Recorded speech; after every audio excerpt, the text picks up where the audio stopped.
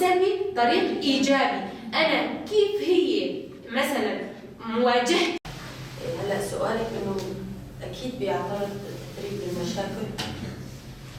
طيب هلا اذا نحن عم ندرب المجتمع وعم نطور المجتمع ونوعي المجتمع، اكيد هذا الشيء انه يصير معه مشاكل. بنحاول قدر الامكان نحول ما هو سلبي لايجابي، يعني كيف بدنا نتخطى مرحله الصعوبه او المشاكل اللي نحن مثلا الانسان يعني بتوقف على هذا الحاجز، اتخطاه ولا ما اتخطاه، ضل ولا ما ضل. فتحنا دورة تدريبية لمدة 10 أيام. هاي الدورة التدريبية بمبدأ الأتوليا أو ورشة عمل يعني. هاي الدورة فتحناها باسم الشهيدتين هند وسعدة. الدورة باللغة العربية. طبعا الرفيقات المنضمين للتدريب هن من المكونين، هي من المكونين، المكون العربي والمكون الكردي. خلال هاي ال10 أيام نحن عم نناقش بالتدريب.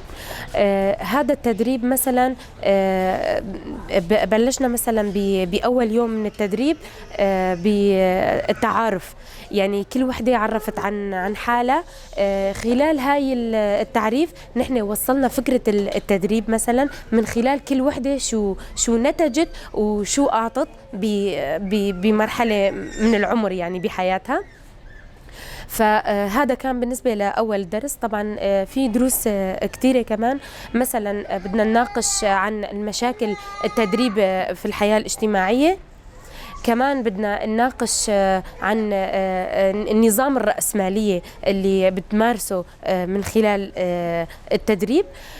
كمان بدنا نناقش المشاكل اللي عم تواجه التدريب، كيف بدنا نوصل لحل للنقاش على هذا التدريب، يعني نحاول انه نوجد حلول للمشاكل المواجهة للتدريب. كل الرفيقات اللي جايين عندهم رغبة لينضموا لهذا التدريب. عم نلاقي مثلا المشاركة، النشاط، الفعالية خلال هاي الدورة. عم نلاقي مثلا كيف يعني العلاقة الموجودة بين الرفيقات ضمن الدورة، كيف بتصير النقاشات، كيف الحوارات، كيف ممكن انه نوصل لنتيجة.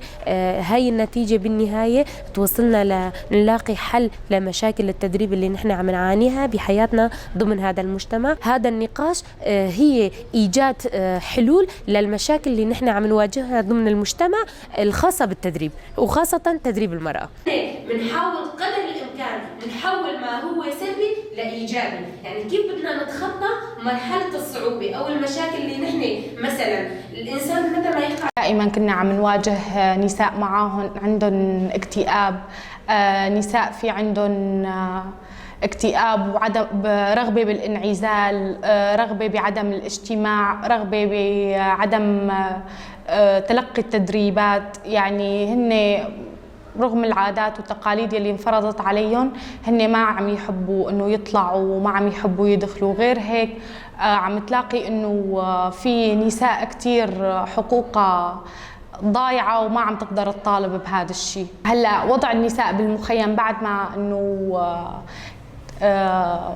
ما انه نحن صرنا نعطي تدريبات وهيك عم نلاقيهم عم يتجاوبوا معنا اكثر، عم يتجاوبوا معنا بالمساير وعم يتجاوبوا معنا بالتدريبات وعم يتجاوبوا معنا بالنقاشات يلي عم نحكيها، وعم تحسي في هنيك كثير وعي من خلال التجارب يلي صارت معاهم.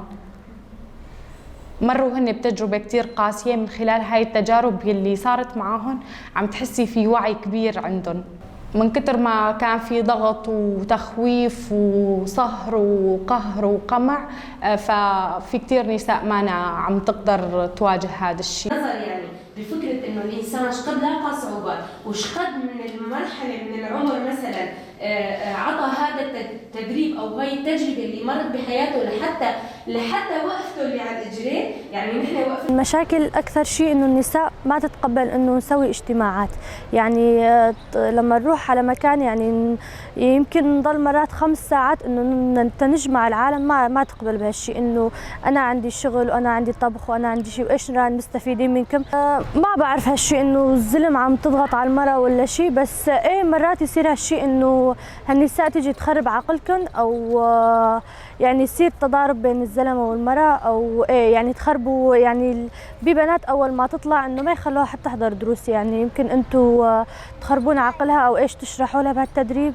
ايه قدرنا نغير، يعني صاروا بهالفترة انه يسمعوا لنا تدريب، ولما يسمعوا في تدريب يعني نضل نشرح لهم لحتى نجيبهم للمكان اللي نسوي فيه اجتماع، ونضل نشرح صح نتعدى بهالشي، بس ما نطلع من هالشي لحتى نكون بفائدة بهالشي، يعني لحتى نوصلهم ايش حرية المرأة. عدد زوجات عم نخبر دار المرأة هي تقوم بشغلة، وزواج القاصرات عم نروح وننطي توعية. وهاي بعض الأمهات يعني نحن ننصح الأمهات أكثر من البنات إنه لا تزوجيها وحرام وصغيرة لساتها وإيش هاي رح تروح عند الزلمة لساتها، يتقبلوا هالشي. إنه بعضهم لا، أهل القرى وأهل الشي إنه تقول نحن من الفقر ومن المعيشة صعبة صارت نزوج أحسن.